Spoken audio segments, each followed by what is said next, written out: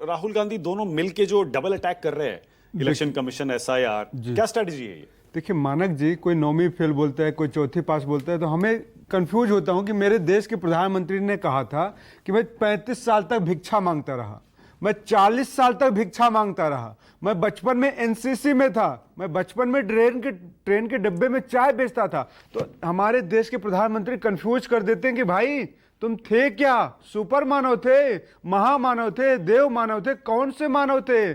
अगर मानक भाई मैं चाय बेच रहा होता तो भीख नहीं मांगता, भीख मांग रहा होता तो चाय नहीं मांगता। बात बड़ी स्पष्ट है। स्वावलंबी होता, आत्मनिर्भर होता तो नहीं मांग रहा था भीख। लेकिन मैं देश के प्रधानमंत्री का सम्मान करते हुए ये नहीं कहूंगा कि उनकी ओरिजिनल डिग्री मुझे देखना है। मानक भाई आपके माध्यम से कभी नहीं कहूंगा, देश की जनता नहीं देखना चाहती, कोई बात नहीं। अब देश के दूसरी बात मैं कहूंगा कि जो तेजस्वी यादव ने एपिक नंबर दिया था वो RAB 2916120 है, लेकिन जो चुनाव आयोग ने बताया है वो है RAB 045662228 है। तो चुनाव आयोग जरा ये बताए, जो एपिक नंबर चुनाव आयोग बनाया है एक कब बनाया है, जो नया दिया है कि कब बना दिया है, डेटा बता दे कि इस दिन को जनरेट हुआ है, या 5 साल पुराना डेटा है या 10 साल पुराना डेटा है। तो चुनाव आयोग दूध का दूध पानी का पानी हो जाएगा, अभी साफ हो जाएगा। एक चुनाव आयोग बताने को तैयार नहीं है, ये JDU वाले बताने को तैयार नहीं है कि ये जो एपिक नंबर दिया है कब तैयार किया गया, डेटा कब तैयार हुआ है। बात इस पे है। तेजस्वी का डेटा, तेजस्वी का पुराना एपिक नंबर कब है और जो नया चुनाव आयोग मुझे ऐसा लगता है कि शायद इसमें कुछ टेक्निकल कंफ्यूजन हुआ है, कुछ कंफ्यूजन हुआ है, इसीलिए मसला ऐसा हुआ। टेक्निकल कंफ्यूजन है तो चुनाव आयोग को दूर करना चाहिए। मैं तो सोच रहा था भाजपा आएगी और बिहार की जनता के लिए कुछ बात करेगी कि 65 लाख लोगों का वोट काट दिया गया। भाजपा तो आगे आज चुनाव आयोग को बचा रही है। क्या रिश्ता है भाई? चुनाव आयोग एक स्वतंत्र संवैधानिक संस्थान है इस देश की, आप उसको सपोर्ट में ऐसे जा रहे हैं जैसे वो आपकी संस्था है, आपने बनाया है। चुनाव आयोग आपसे पहले था, इस देश में एक स्वतंत्र वो है, संस्था है। भाजपा क्यों बचा रही है? अरे आपके बिहार की जनता के लिए कोई दर्द नहीं है, कोई दुख नहीं है। 65 लाख लोगों के वोट काट दिए गए, 22 लाख लोगों को मार दिया गया कि 22 लाख लोग मर गए और 35 लाख लोगों को गायब कर दिया गया। भाजपा को कुछ दर्द नहीं है मानक भाई, ये कितनी बेशर्मी की बात है। और दूसरी बात, यहां पे भाजपा प्रवक्ता ने कहा अररिया में इतने % मुसलमान, पूर्णिया में इतने %। अरे मुसलमान तो हैं, दिखते हैं, लेकिन क्या मुसलमान अपने घर से वोटर कार्ड बना लेता है? क्या मुसलमान अपने घर से आधार कार्ड बना लेता है या भाजपा के दफ्तर में बनता है? सरकार आपकी 15-20 सालों से है। 2014 आप जीतते हैं, 2015 आप जीते, 2020 आप जीते, 2019 आप जीते, 24 आप जीते। तो जीत और हार तो आपकी हो रही है, हमें जीत और हार से मतलब नहीं है मानक भाई। बात है कि संवैधानिक तरीके से चुनाव कराए जाए। हार और जीतने की आप तेलंगाना में जीत हार से मतलब नहीं है। हार जीतने लोगों को संवैधानिक अधिकार ना छिने, उसके लिए लड़ाई है। तो आप जीत रहे हैं, हार रहे हैं इस बार? हम जीतेंगे हारेंगे तो चुनाव तय करेगा, चुनाव के वक्त हम बताएंगे ना। लेकिन ये संवैधानिक लड़ाई है, देश का कोई भी व्यक्ति अपने चुनाव डालने के अधिकार से वंचित न रह जाए। एटम बम कब फूटेगा?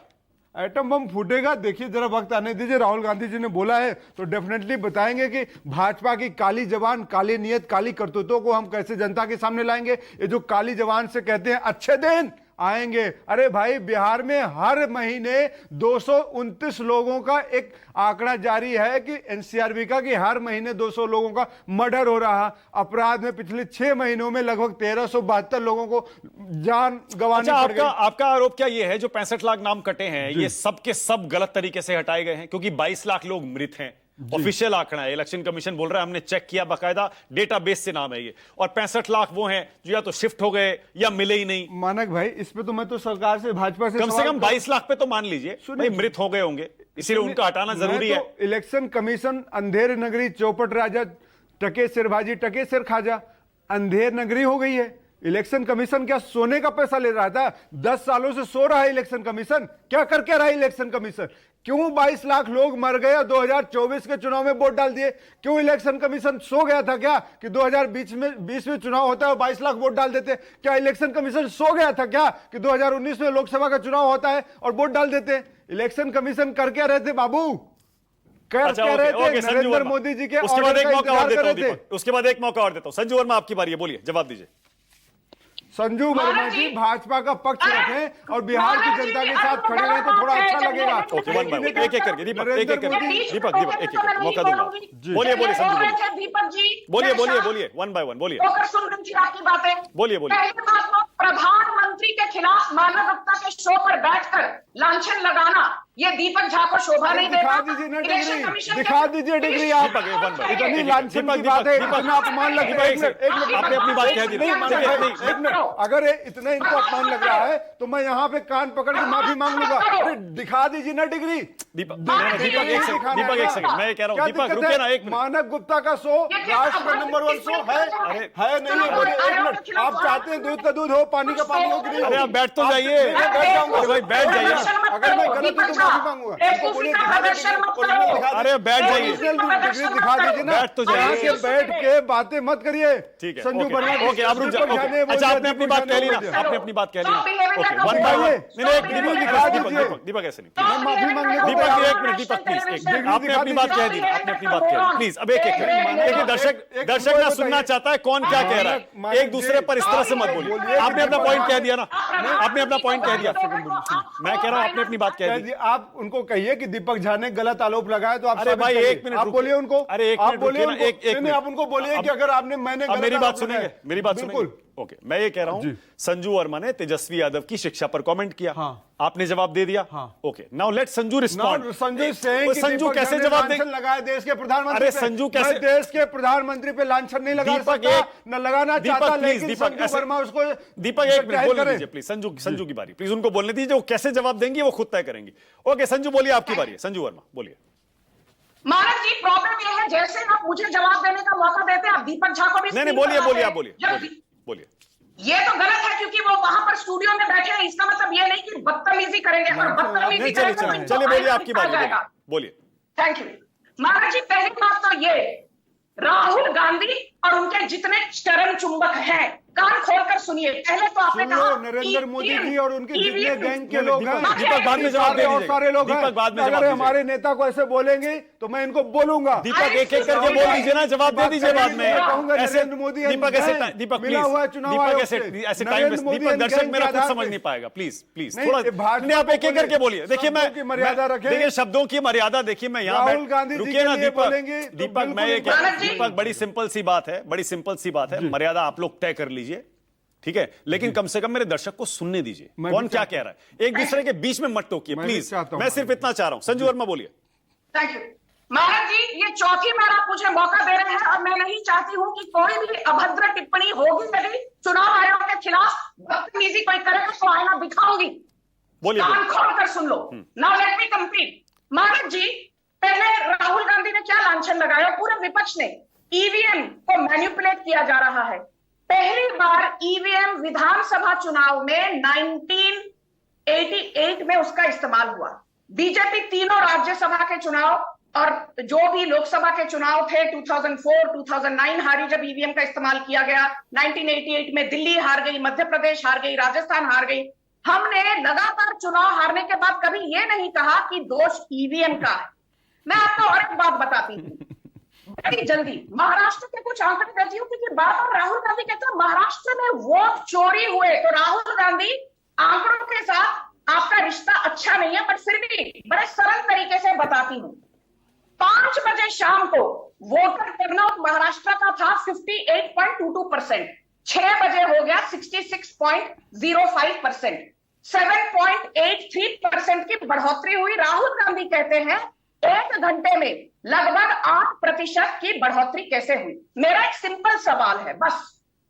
तेलंगाना में 5 बजे वोटर टर्नआउट था 52.14%, 6 बजे था 63.94%, मतलब लगभग 14% की बढ़ोतरी हुई। तब राहुल गांधी के मुंह में दही जम गया। हिमाचल में 5 बजे था वोटर टर्नआउट 61.9%, 6 बजे था 75.6%, 13.7% की बढ़ोतरी हुई। हिमाचल कांग्रेस जीती, बीजेपी हार गई। हमने तो रोना धोना नहीं किया। फिर बात करते हैं कर्नाटक की। मानव जी, कर्नाटक की बात करते हैं। 5 बजे वोटर टर्नआउट था 57.94%, 6 बजे था 71.84%। ओके, दीपक का जवाब, दीपक जा 30 सेकेंड, उसके बाद आगे जा रहा हूं 30 सेकेंड। देखिए, दही जमना क्या होता है उसको मैं बताता हूं। जब ट्रंप कहता है भारत तेल खरीदेगा पाकिस्तान से, और भारत देश का प्रधानमंत्री जिसका 56 इंच सीना है कहते हैं नो कमेंट्स, इसको बोलते हैं दही जमना। सुनिए, भारत और आंकड़ों से जुर्मनेबाजी कौन करता है? जब गृह मंत्री संसद भवन के अंदर कहते हैं 1960 में सरदार पटेल गए थे और अनशन करने गए थे, तो उनको पता ही नहीं है कि सरदार पटेल की मृत्यु कब हुई। अच्छा, इकोनॉमी, हमारी इकोनॉमी मरी हुई है क्या? हमारी डेड इकोनॉमी है क्या? मैं बताता हूं, हमारी इकोनॉमी को मरी हुई बोलने वाला ट्रंप है कौन? वो ट्रंप फूफा है बीजेपी का, वो ट्रंप चौधरी है मोदी का। वो ट्रंप कौन है? हमारी इकोनॉमी को डेड बोलने वाला कौन है? ट्रंप क्यों बोलता है हमारी? पर राहुल गांधी ने कहा सही है, राहुल गांधी ने कहा ट्रंप सही कह रहे हैं, ट्रंप इकोनॉमी डेड है, तो मरी हुई हमारे है। देश के प्रधानमंत्री आए कहे ट्रंप तू कौन है भाई? ट्रंप है कौन? तो राहुल गांधी समर्थन कर रहे हैं नहीं, ट्रंप राहुल का। गांधी जी ने नहीं कहा। राहुल गांधी जी ने कहा कि हमारी इकोनॉमी के अगर डेड बोल रहा है तो मोदी जी आए कहें और दो चमाटा मारे अपने उस नालायक दोस्त को। अगर ट्रंप नालायक है और नालायक का दोस्त कौन होगा? तो नालायक ही कहलाएगा ना भाई। अब आप समझिए कि कौन नालायक है। संजू वर्मा 30 सेकंड। संजू वर्मा, लेकिन सुन ले, जो चुनाव आयोग की भी बात कर रही है, मैं आंकड़ों पे बात करता हूँ। बात यह है कि बिहार, महाराष्ट्र, मध्य प्रदेश जितने भी चुनाव हारे या जीते, बात यह है कि अचानक से 65 लाख लोगों का नाम कैसे काटा आज के इतिहास में अभी तक कभी नहीं ठीक है, हुआ। Okay. Sanju Verma 30 second, Sanju Verma 30 second. बोलिए संजू 30 सेकंड। आप इनके मुंह में दही जमा दीजिए। मानव जी बोलिए 30 सेकंड। मानव जी, हाँ 30 सेकंड बता रही हूँ। मेरा सिंपल तर्क सरदार यही है। पटेल की मृत्यु कब हुई? 1950 में कि 60 में? बता दीजिए। आपको तो पता ही नहीं, आपके नेता को भी नहीं पता, झूठ बोलते हैं आपके नेता। दर्शक ना पसंद नहीं करता, प्लीज बोलिए संजू। मानव जी एक बात बताऊं, हरियाणा के चुनाव के पहले कहते थे अरे हरियाणा का जो जाट समुदाय ना बीजेपी के साथ नहीं है, कांग्रेस को मुंह की खानी पड़ी, बीजेपी जीत गई। उत्तर प्रदेश के 2022 के चुनाव से पहले कहते थे योगी आदित्यनाथ दोबारा मुख्यमंत्री नहीं बनेंगे, कांग्रेस को तो सिर्फ 2 सीटें मिली। प्रियंका वाड्रा कहती थी लड़की हूं, लड़ सकती हूं, प्रियंका वाड्रा की धज्जियां उड़ा दी जनता ने। फिर उत्तराखंड में कहते थे इस बार तो पुष्कर सिंह धामी मुख्यमंत्री नहीं बनेंगे। वारिस पठान को लाइए, वारिस पठान। ओके, वारिस पठान। देखिए, आज वारिस पठान, आपकी ये बात इसलिए भी इंपॉर्टेंट है क्योंकि ये जो 65 लाख कटे हैं नाम, इसमें से सीमांचल के भी काफी इलाके आते हैं। वारिस पठान